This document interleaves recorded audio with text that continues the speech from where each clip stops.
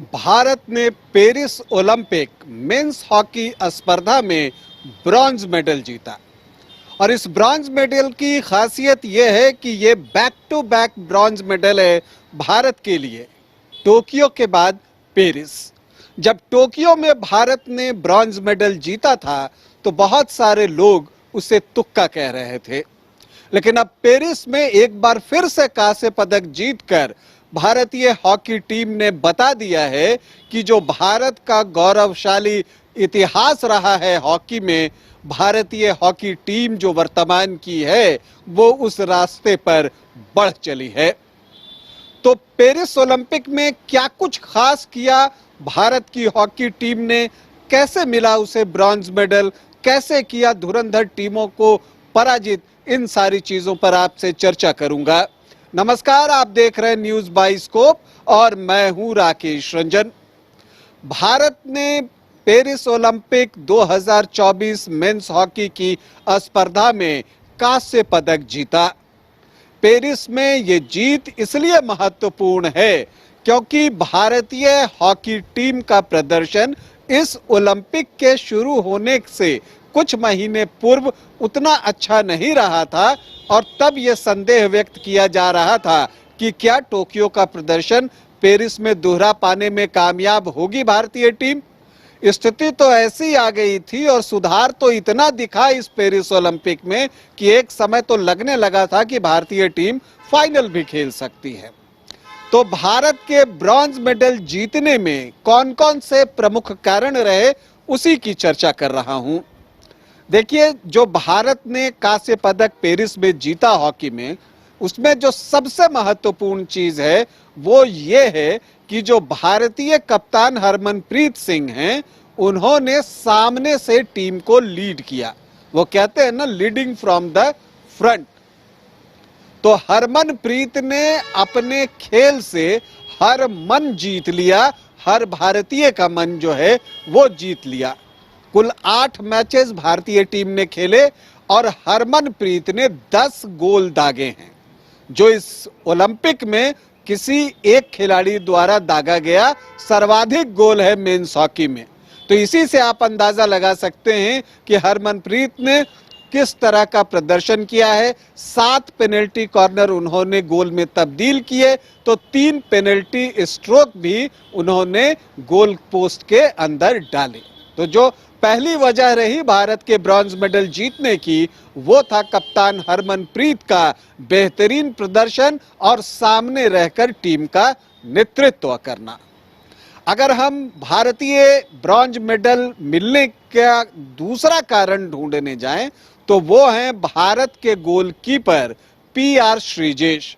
श्रीजेश, जिनके लिए कि ये आखिरी इंटरनेशनल टूर्नामेंट था, क्योंकि अब उन्होंने रिटायरमेंट ले लिया है, इसकी घोषणा भी उन्होंने पहले ही कर दी थी। लेकिन क्या प्रदर्शन रहा पीआर श्रीजेश का इस ओलंपिक में। आप देखते हैं कि उन्होंने जो बचाव किए हैं उसका अगर आप प्रतिशत निकालने जाएं तो वो 80.6% आता है, जो इसी ओलंपिक में अन्य गोलकीपरों की तुलना में ज्यादा है। अगर हम इस ओलंपिक में अगर हम बात करते हैं तो उनके ऊपर 62 हमले हुए, मतलब भारतीय गोल पोस्ट पर 62 शॉट दागे गए, जिसमें से 50 उन्होंने बचा लिए और जो 12 वो नहीं बचा पाए वो गोल में तब्दील हुआ, जो भारत के खिलाफ गोल हुए। तो हर एक बचाव मतलब एक गोल करने जैसा था और इसलिए श्रीजेश को जो है, आप कहते हैं कि इंडिया के लिए वो दीवार की तरह जो है गोल पोस्ट के अंदर जाने से गेंद को रोकने के लिए वहां खड़े रहते थे। कुछ लोग उन्हें चट्टान कहते हैं कि शॉट लिया जाता है अपोनेंट के द्वारा, उनसे टकराकर गेंद वापस चली जाती है। तो पीआर श्रीजेश का शानदार प्रदर्शन भारत को ब्रॉन्ज मेडल दिलाने में काफी अहम रहा। अब हम तीसरे कारण की तरफ जाएं कि भारत ने ब्रॉन्ज मेडल जो जीता है वो कैसे जीता है, तो वो आपको दिखेगा। हमारे डिफेंस की हम बात करें, जिसमें एक पक्ष तो पीआर श्रीजेश का मैंने बता दिया, अब आप उसका दूसरा पक्ष देखें तो जो भारत के अन्य डिफेंडर्स हैं उन्होंने भी जो है शानदार प्रदर्शन किया है। और भारत के खिलाफ अगर आप देखें जो ब्रॉन्ज मेडल का ही मैच हुआ उसमें भारत के खिलाफ जो है 9 पेनल्टी कॉर्नर शॉट लिए गए, लेकिन वहां पर भारतीय डिफेंडर्स दीवार की तरह रहे। उन्होंने जो है कितने क्लियरेंस दिए, इसमें आप जर्मनप्रीत की बात कर सकते हैं, अमित रोहिदास की बात कर सकते हैं, खुद हरमनप्रीत सिंह जो कि कप्तान है टीम के उनकी बात कर लीजिए। मनप्रीत ने कई अवसरों पर मिडफील्ड से आकर पीछे डिफेंड किया। तो जो भारत का डिफेंस रहा वो अच्छा रहा पैचेस में, हालांकि कुछ मौकों पर वो डिफेंस दरका और जब भी दरका भारतीय टीम के लिए मुश्किल जो है वो पैदा हुई। लेकिन कुल मिलाकर अगर आप देखें तो डिफेंस के प्रदर्शन के बल पर भी भारत को कांस्य पदक मिला है।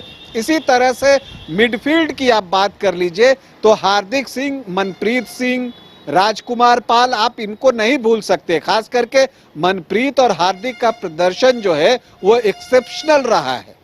जिस तरह से हार्दिक ने मूव आगे जाकर बनाई भी, पीछे आकर डिफेंस भी किया, मनप्रीत ने कोऑर्डिनेशन बेहतर तरीके से किया और डिफेंस के सपोर्ट में हमेशा वो तैयार दिखे। तो मिडफील्ड जब आपका बेहतर खेलता है तो जीतने की संभावना बढ़ जाती है और यही वजह है कि 8 मैचों में भारत ने 5 जीते, सिर्फ 2 गंवाए और 1 मैच जो है वो ड्रॉ हुआ और ब्रॉन्ज मेडल का मैच भारत ने जो है वो 2-1 से जीत लिया। इसके बाद अगर हम जाएं तो टीम वर्क इस जीत में सबसे महत्वपूर्ण रहा।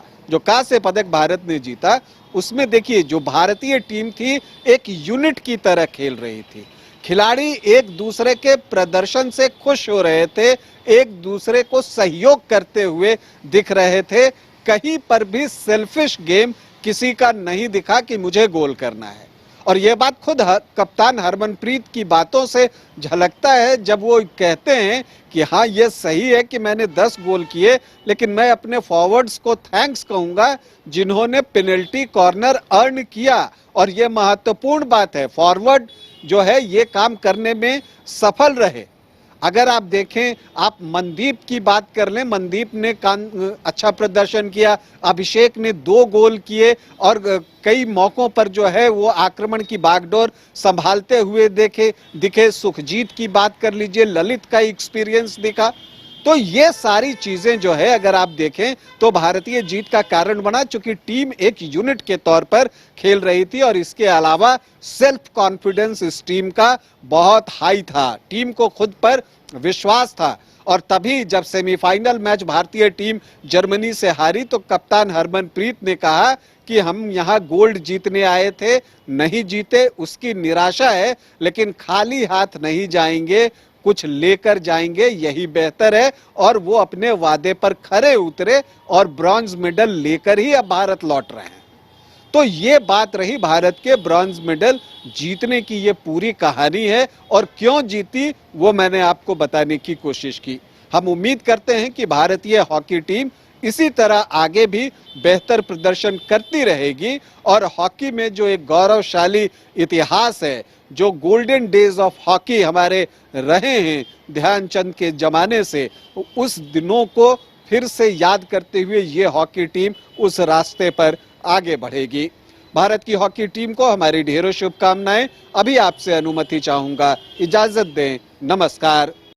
पेड़ा नगरी घोड़मारा का 70 वर्षों का विश्वास सुखाड़ी मंडल पेड़ा भंडार एवं सुखाड़ी मंडल गार्डन एवं रूबी रेस्टोरेंट बम श्रद्धालुओं के लिए सेवा में सदा तत्पर है। गाय के शुद्ध दूध से निर्मित शुद्ध पेड़ा, शुद्धता की गारंटी। प्रोपराइटर रोहित मंडल के लिए श्रद्धालुओं का विश्वास ही आशीर्वाद। जय बाबा वैद्यनाथ, जय बाबा बासुकीनाथ। घर के लिए ग्रोसरीज की जरूरत हो या चाहिए फल और सब्जी, डेयरी या बेकरी प्रोडक्ट्स चाहिए या beverages, snacks and branded foods चाहिए हो या ब्यूटी प्रोडक्ट्स, अब इनके लिए अलग अलग दुकानों की तलाश हुई खत्म, क्योंकि रांची में खुल गया है केस्टो मार्ट, जो रखे आपका और आपके बजट का ख्याल। हर सामान पर 5% की छूट, होम डिलीवरी की सुविधा भी। आज ही पधारें। Kesto mart, one stop solution for every customer's requirements. Call 9153989339। 5 राज्य, 61 शहर, 150 प्रोजेक्ट और एक वास्तु विहार। नई सोच, नया घर। बनाए रखिए अपना प्यार, सेवा में है वास्तु विहार।